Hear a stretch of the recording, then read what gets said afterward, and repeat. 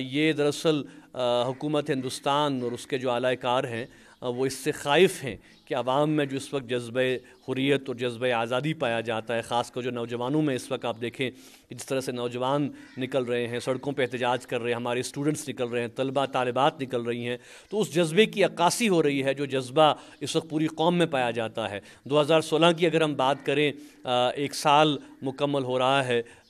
برہان وانی کی شہادت کو، اور تمام جو اس کے بعد جو حالات رہے، 120 ہمارے جو ہیں وہ شہداء اس سال میں ہیں۔ اس کے ساتھ ساتھ تقریباً 20,000 ایسے ہیں جن کی جو کہ زخمی ہیں، جن کی انجریز آئی ہیں، ان میں سے 7,500 جو ہیں وہ پیلٹ وکٹمز ہیں،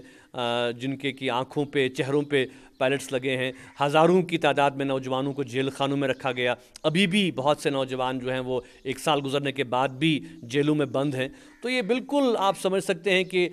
ہمارے جو انسانی حقوق ہیں، سیاسی حقوق ہیں، مذہبی حقوق ہیں، وہ طاقت کے بل پہ سلب کر لیے گئے ہیں۔ بار بار آپ دیکھیں کہ کرفیو کا نفاذ عمل میں لایا جاتا ہے، قدغنیں عمل میں جائی جاتی ہیں، شہر خاص سری نگر کو بار بار کرفیو کی زد میں لایا جاتا ہے۔ آج تیسرا لگاتار جمعہ ہے جبکہ جامع مسجد سری نگر میں نماز جمعہ کی ادائیگی کی اجازت نہیں دی گئی۔ جمعۃ الوداع سے لے کر آج تک جو ہے وہ وہاں پہ قدغنیں ہر جمعہ کو جو ہیں وہ لگائی جا رہی ہیں۔ تو آپ یہ محسوس کریں کہ کس طرح سے جموں کشمیر اور جموں کشمیر کا خطہ، اور خاص کر اگر ہم وادی کی بات کریں، کس طرح سے یہاں پہ اس وقت جو ہے وہ فوج اور پولیس کے حوالے پوری ریاست کو کر دیا گیا ہے۔ تو حریت کانفرنس اور پوری تحریک پسند قیادت اس کی نہ صرف مذمت اور ملامت کرتی ہے، بلکہ ہم یہ کہنا چاہتے ہیں حکومت ہندوستان سے کہ جتنا یہ بندشیں کریں گے، جتنا یہ لوگوں کی آواز کو دبائیں گے، جتنا یہاں پہ کرفیو اور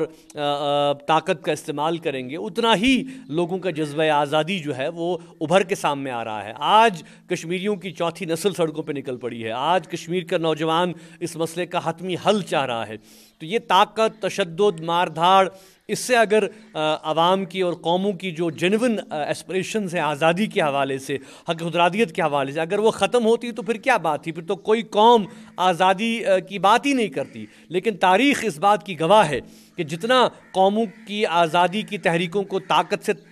کچلنے کی کوشش کی گئی ہے، اتنا وہ تحریکیں جو ہیں وہ ابھر کے سامنے آئی ہیں۔ تو آج کے حوالے سے ہم نہ صرف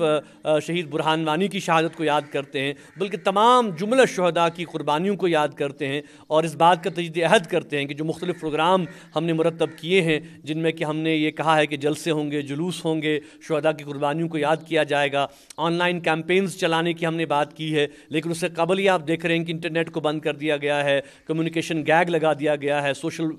سائٹس جو ہیں ان پر پابندی عائد کر دی گئی ہے۔ لیکن اس کے باوجود جہاں جہاں کشمیری ہیں، کشمیر کے اندر، کشمیر کے باہر، وہ یہ ہفتہ منائیں گے اور شہداء کی قربانیوں کو یاد کریں گے، اور یہ ہفتہ شہادت اور جو تجدید عہد کے حوالے سے ہم یہ منا رہے ہیں تاکہ پوری دنیا پہ یہ بات واضح ہو سکے کہ جموں کشمیر کے عوام جس عظیم مقصد کے لیے قربانیاں دے رہے ہیں، آزادی کے لیے، حق خودارادیت کے لیے، یہ مقصد حاصل کرنے تک ہماری جو پرامن جدوجہد ہے وہ جاری اور ساری رہے گی، اور ہم توقع رکھتے ہیں کہ انصاف پسند ممالک، انصاف پسند اقوام ہماری اس جدوجہد میں ہمارا ساتھ دیں گے، ہماری حمایت کریں گے، اور اس بات کو محسوس کریں گے کہ بر صغیر میں امن، استحکام، ترقی کا خواب تب تک شرمندہ تعبیر نہیں ہو سکتا جب تک کہ جموں کشمیر کا مسئلہ یہاں کی عوام کی رائے اور مرضی کے مطابق حل نہ ہو سکے۔ Subscribe to our channel and press the bell icon to get the latest news videos first.